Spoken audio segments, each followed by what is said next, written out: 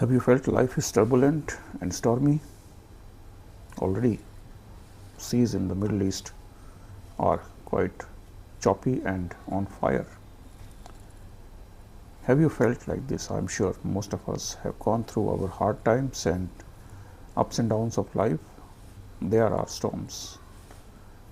And the disciples also faced this stormy night once. In our today's session, we are picking on the fifth miracle, as mentioned in the Gospel of John. It's also mentioned at Mark as well as at Matthew's.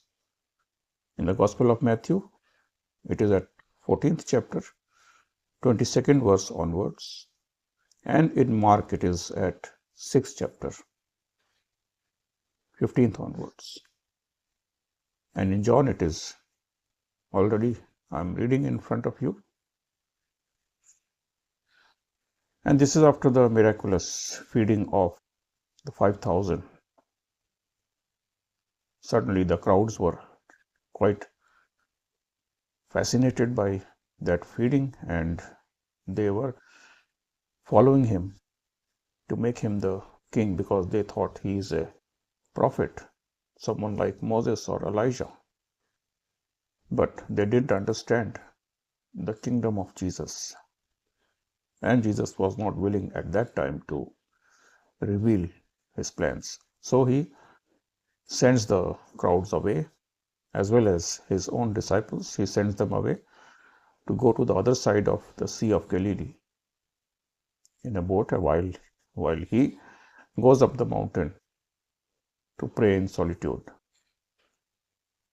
And the disciples leave. Hardly they have gone to 4 or 5 miles into the sea. It's a lake actually. It's a large lake, not too large, but it is one of the deep lakes. They were hardly 5 miles from the shore and still midway to the other shore. Suddenly, the sea started roaring and tossing around because it's a lake in the middle of mountain sides. So there is possibly storms at all times. They were not afraid of storms, but they were in a problem because they had to travel to the other side as Jesus had instructed them, but they were already in the middle and were finding it quite tough to row the boat. And Jesus was watching all this because he is omniscient. He can see what's happening. Although he was in a prayer on the mountain, but he was able to see in his divine eyes what is happening. So he steps in. He comes onto the sea. Now, to an ancient times Jew of the first century, sea meant a lot. Sea means danger to him. It means mystery to him. Sea is unknown, danger lurking there. Suddenly they see some human figure walking towards them on the sea. And man, were they terrified. They were terrified. They had reason to be terrified because a Jew of that time was aware of the scriptures. Human beings can't walk on water, though they can surf on the waves using surfboards, or they can maybe ski on the ice or on the frozen lakes, but walking on water, impossible. Let us go back into the Old Testament and read Job 9th chapter, 8th verse, where there is a mention of the wonders of Almighty Yahweh. And the line says there, God tramples on the seas. This is the description of God, Yahweh. And so the disciples knew only Yahweh, only God can walk or trample the seas or the waves. No one else. So obviously they were terrified and they thought it's a ghost. But then Jesus calmed them. He says, don't worry, don't be afraid. It is I. Now, why would Jesus walk on the sea? It's all right. He can heal the sick. He can give eyesight to the blind. He can make the lame walk. Even he can give life to the dead. That's good.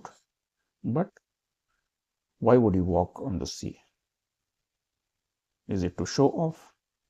Is it to terrify his own people? No, this miracle says a lot more than what is mentioned in the scriptures. Purpose is not of building our faith. As in Matthew's, Peter starts walking on the sea. While he's looking at Jesus, he is walking, but the moment he sees around him and at the bottom, suddenly he is terrified and starts falling. That's a different significance. Keeping faith and eyes on Jesus at all times. Then you will overcome all storms. But in John, he is telling us Jesus is God. He is God himself, Yahweh himself, because Jesus himself says, it is I, don't be afraid. Now these words, it is I, are the same words when God identifies himself to Moses in the burning bush. It is I who has sent you. Tell the Egyptians this. It is I who has sent you. Meaning Yahweh. So Jesus is basically giving identity of his authority, his power, and his being. God himself. Yes, of course, when he is with us, we can overcome any troubles, any hardships, because at the end of this story, the moment Jesus steps into their boat, although they were again maybe 5 to 7 miles far from the shore, but the words written in the book is immediately they went to the shore. So when Jesus is with you, your journey will be really speeded up. He will give you the wonderful speed in all your endeavors.